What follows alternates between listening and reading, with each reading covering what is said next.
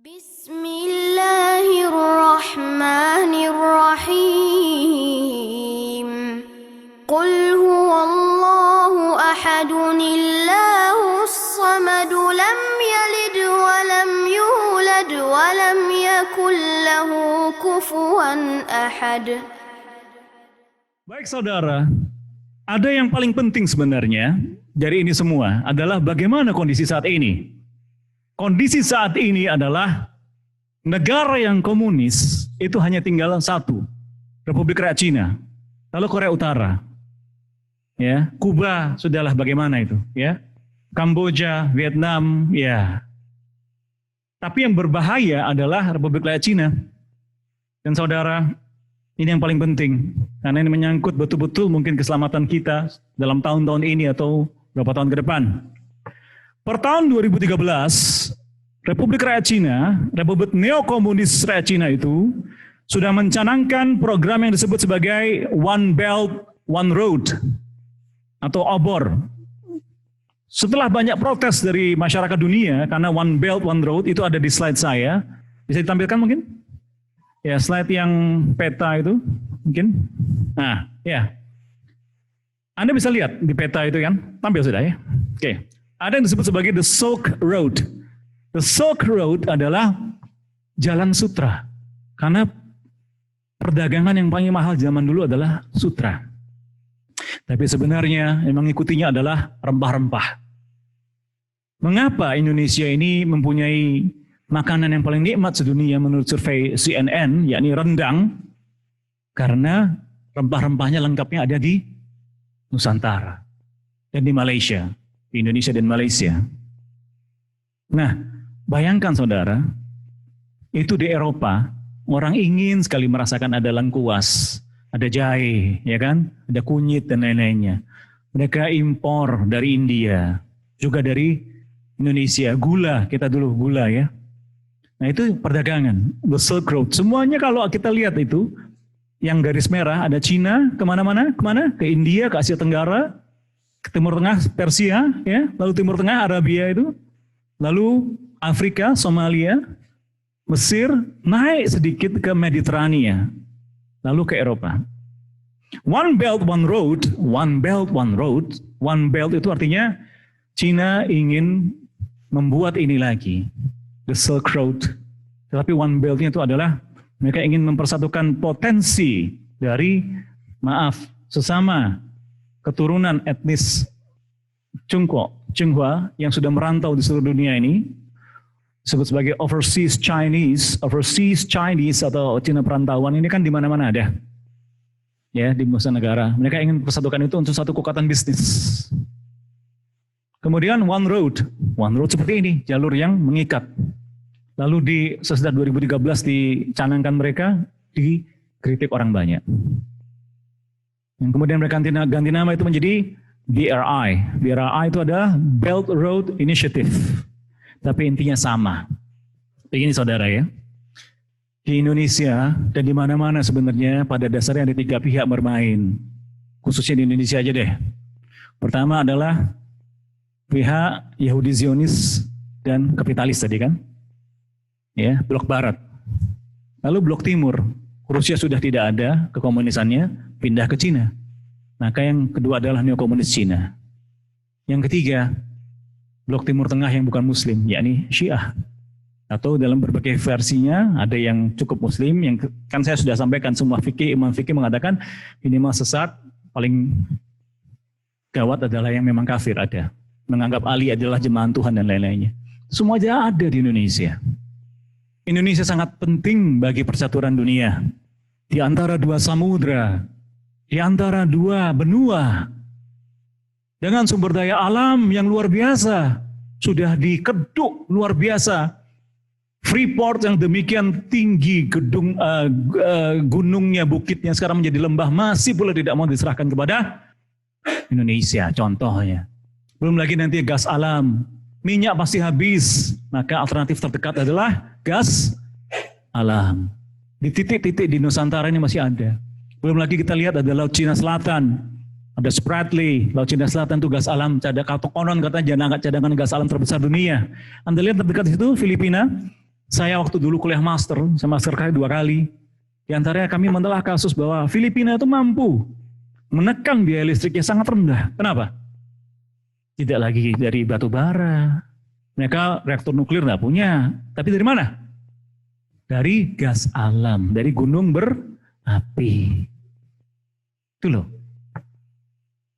Kita paling bagus memang memakai renewable resources, renewable energy. Jadi energi terbarukan. Tapi itu masih jauh.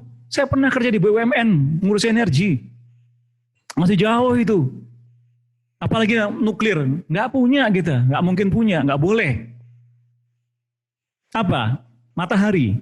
Ya oke lah. Apa? Windshield. Apa? Dari turbine, wind turbine, dari angin. Nggak banyak di Indonesia yang bisa anginnya besar. Apa? Sebenarnya dulu Jepang sudah pintar, begitu menjajah Indonesia, yang ditanam perkali apa? Pohon jarak, sehingga di Surabaya ini ada daerah jarak tuh loh. Itu biodiesel, terbarukan itu. Tapi ada kekuatan yang tidak ingin Indonesia mandiri secara energi. Pikirlah siapa itu.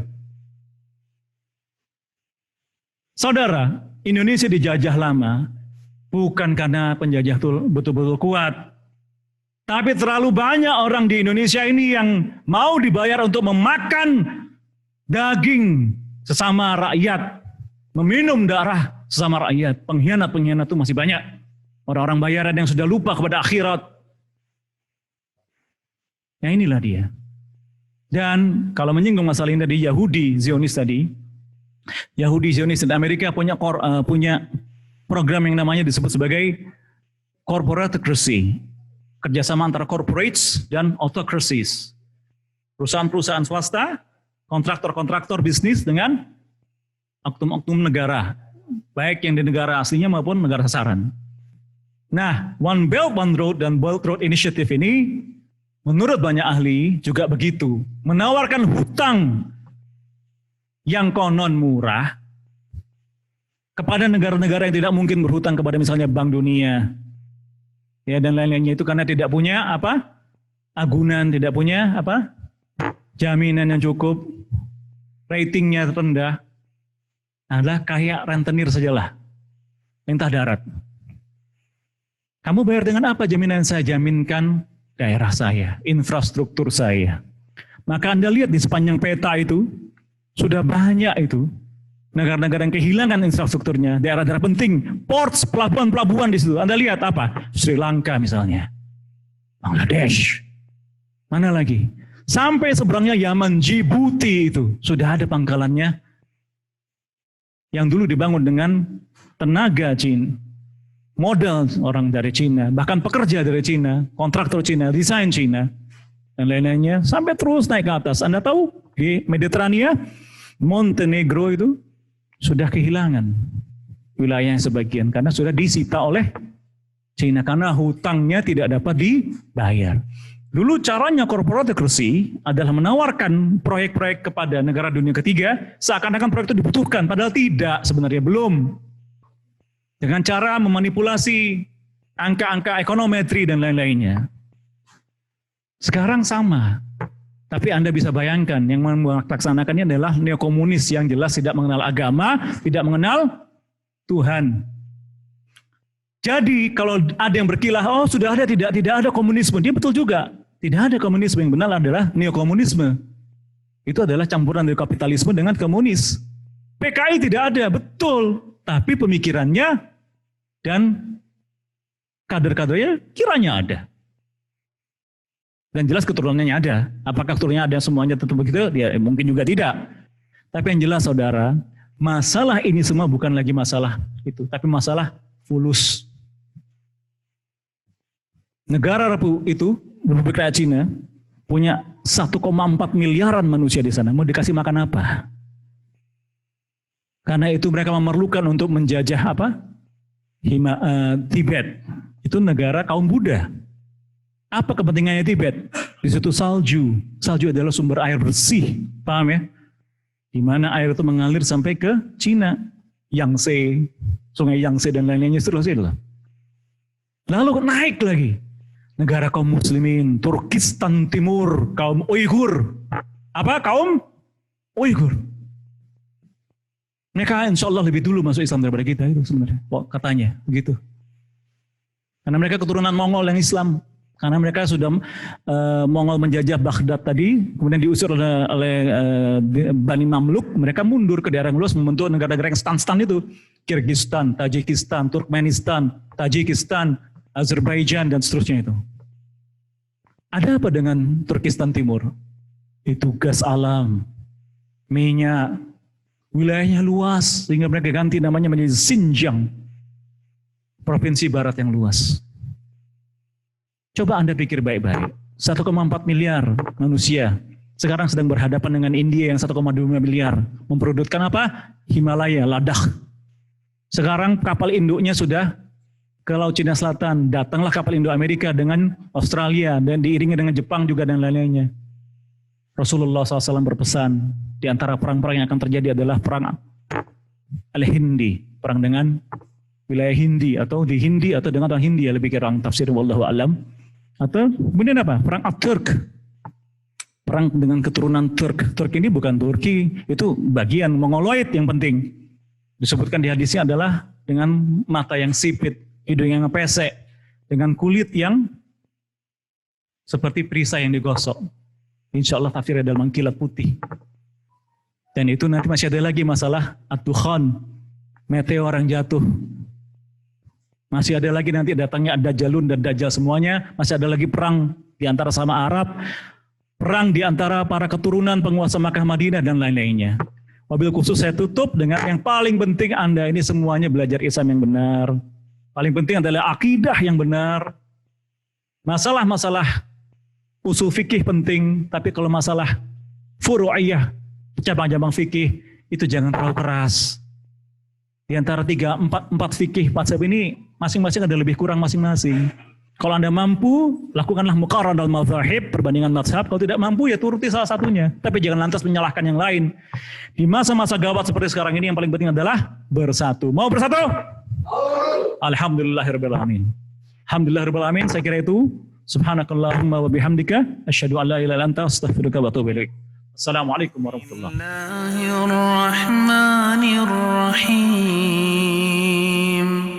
Qul huwallahu ahad, Allahus samad, lam yalid wa lam yulad, wa lam yakul lahu kufuwan ahad.